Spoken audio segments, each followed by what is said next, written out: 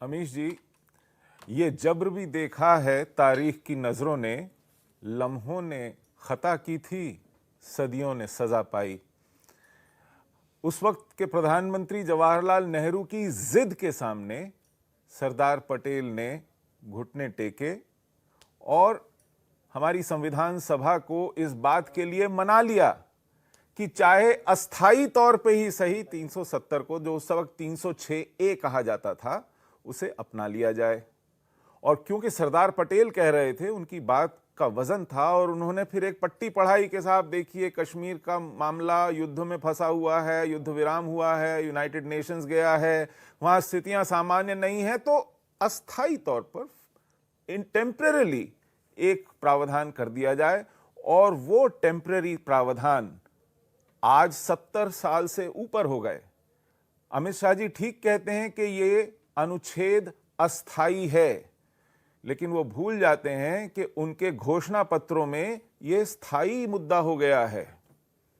ये हर चुनाव में लगातार आता जा रहा है। बिल्कुल सही बात आपकी है कि बीजेपी और आरएसएस के पहले एजेंडे में ये रहा। लेकिन मैं इस समय प्रॉब्लम की बात कर रहा हूं। धारा 370 प्रॉब्लम है, बिल्कुल कुछ और प्रॉब्लम है? देखिए प्रॉब्लम क्या है, प्रॉब्लम ये है कि पूरे देश में जवाहरलाल नेहरू एक पंथनिरपेक्ष लोकतांत्रिक संवैधानिक व्यवस्था कायम करने चले थे।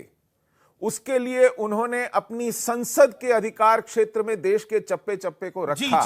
लेकिन 370 के माध्यम से उन्होंने कश्मीर को अपनी ही संसद के अधिकार क्षेत्र से बाहर रखा, अपने ही संविधान के प्रभाव से बाहर रखा, वहां की अलग संविधान बनने दिया, वहां की विधानसभा को यह अधिकार दिए कि वह अपने विषय में कानून बनाए और हमारे देश के संविधान से जो चाहे ले और जो चाहे न ले।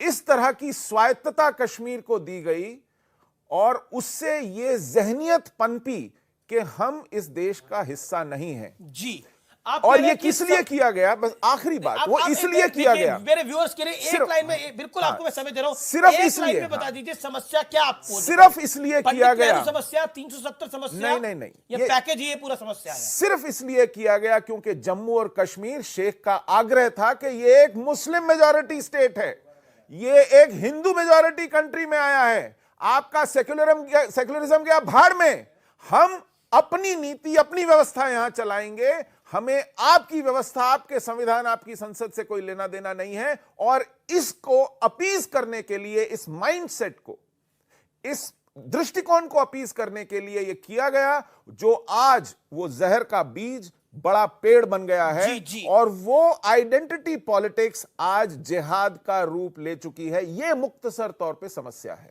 माजिद हैदरी, मैं रुख आपका करता हूं, समस्या क्या है आपकी नजर में, आपकी जुबान से,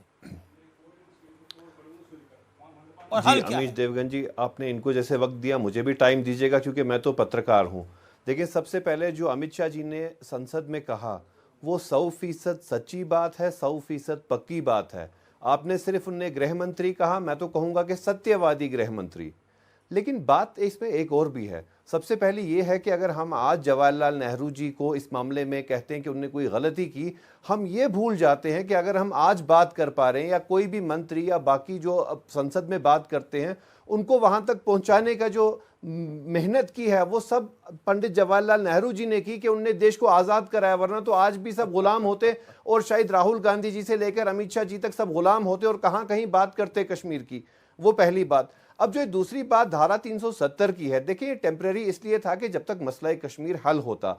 और अगर आप इस धारा 370 की अहमियत समझना चाहते हैं तो ये भारत और कश्मीर के बीच में जो हिस्सा है ना, उसका ये मंगलसूत्र है। मंगलसूत्र को हटाया नहीं जाता, उसकी सुरक्षा की जाती है, उसकी रक्षा की जाती है, उसकी पूजा की जाती है। लेकिन आज इस देश में यह हाल है कि हिंदुत्व वाली सरकार कहती है कि हम इस मंगलसूत्र को तोड़ देंगे। जब आप ये मंगलसूत्र को हाथ लगाएंगे ना, तो कश्मीर का रिश्ता भारतवर्ष से खत्म हो जाएगा। और उसके बाद आप सोचिए कि क्या हाल होगा।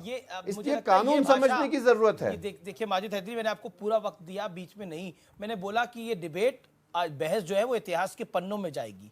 आपने बोला मंगलसूत्र है और आज मंगल का दिन भी है, और दो चीजें बड़ी अहम है।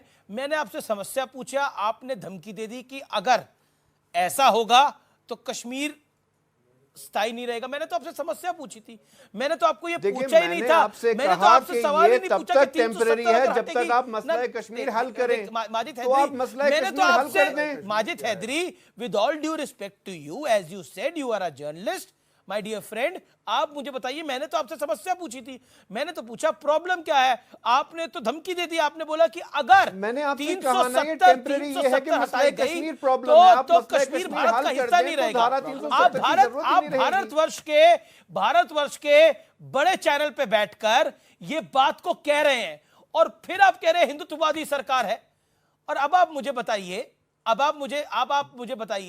ये धमकी देना, तो धमकी तो समस्या नहीं है।